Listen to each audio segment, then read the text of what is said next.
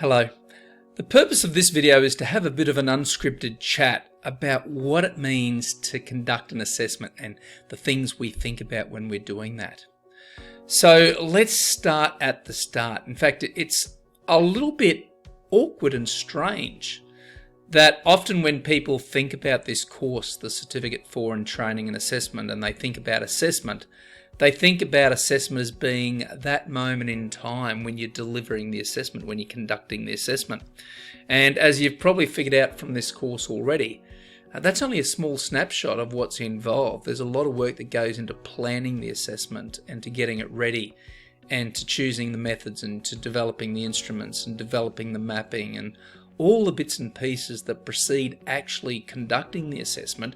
That's almost easy to get lost in the fact that we do have to conduct assessments, and obviously that's something we do as part of this course.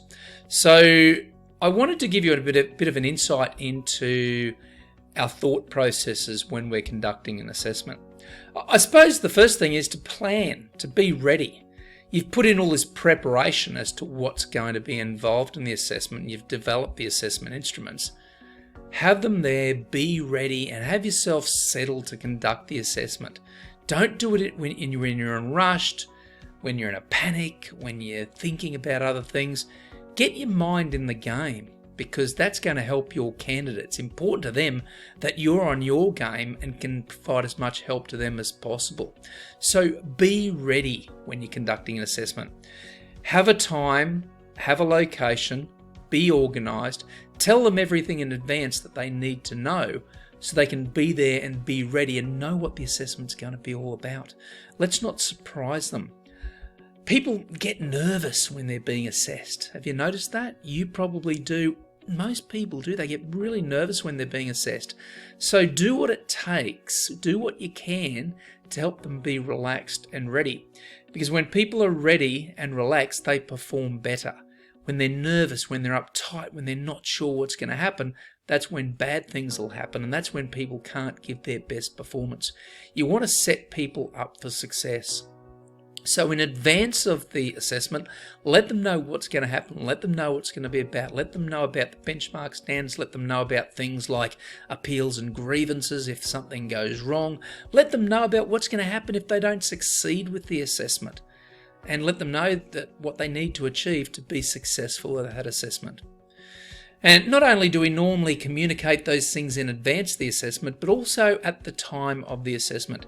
Before beginning the official part of the assessment, have a pre-assessment briefing.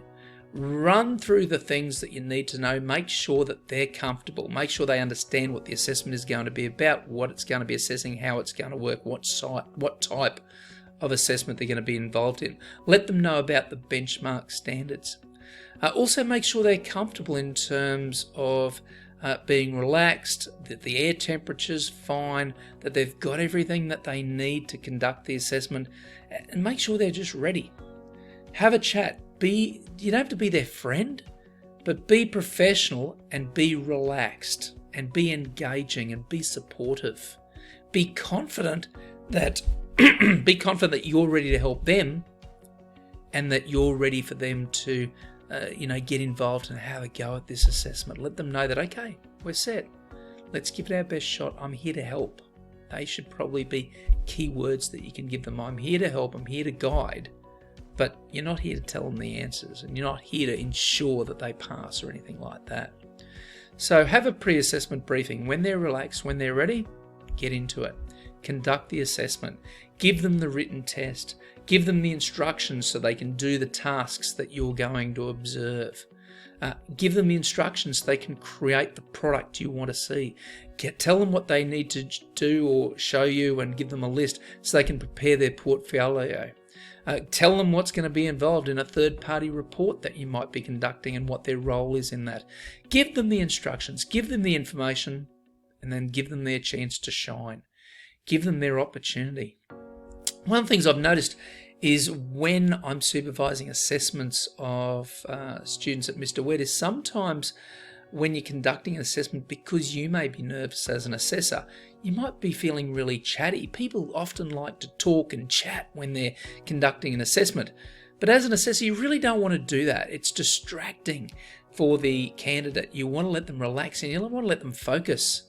So don't talk about the cricket while they're doing their assessment. Let them concentrate on what they're doing and let them focus. Don't feel that it's an awkward silence for you to be quiet while they're doing a written exam or while you're waiting for them to supply an answer if it's an oral interview type situation. Just be quiet, give them the guidance they need, give them some encouragement, and otherwise just be quiet and let them focus on what they're going to do. After they've conducted this, after they've supplied what they need to do during the assessment, it's your chance to get involved again. Take the time to have a look at what they've done and give them some feedback. If you can make an assessment decision on the spot, make the decision. Okay, don't put it off unnecessarily. If you've got all the information to make the assessment decision, make that decision and be very clear about what you communicate to them as to what the assessment decision was. Was it satisfactorily completed? Was it not satisfactorily completed? Why? Give them feedback, positive and negative. If they did things great and they're satisfactory in terms of their achievements, but you saw some areas that they can improve anyway for future practice, let them know. They'll appreciate the tip that will help them in the real world. Alternatively, if it doesn't go well, be sympathetic, be empathetic, be helpful, guide them, but let them know what it was that went wrong and why it is that they're not satisfactorily complete with respect to that assessment at that time. Let them know the next steps, whether they satisfactorily complete the assessment or not. Tell them, let them know what's going to be happening moving forward from today. Okay, what is it going to happen next? If they satisfactorily complete the assessment, what's the next step in their training or the next assessment? If it didn't go well, then let them know about any retraining they may need to do, or schedule another assessment, give them another opportunity, tell them about their options. Now, the final thing I want to mention in this video with respect to conducting assessments is for you to use it for your advantage too. So collect feedback from the participant and evaluating your performance as an assessor. Now that might sound a little weird, but ask questions to solicit that information. Ask them, how'd you feel about the assessment? How do you think I set you up here? Is there something I could have done to help you more? Is there something I should do differently next time to, help you or future candidates with this assessment? And if you're humble enough and honest enough to ask those questions, you'll usually get really, really good answers, and that'll help you with future assessments as well.